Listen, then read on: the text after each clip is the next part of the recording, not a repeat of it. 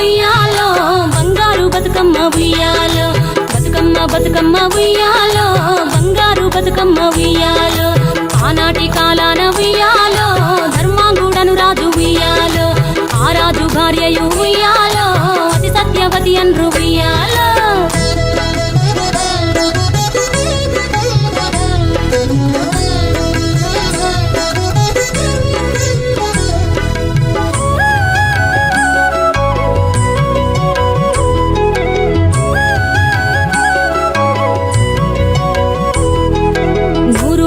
నోమి ఉయ్యాలో 100 మందిని గాంచే ఉయ్యాలో వారు శూరులయ్యి ఉయ్యాలో వైరుల చేహతమైరి ఉయ్యాలో తల్లిదండ్రులప్పుడు ఉయ్యాలో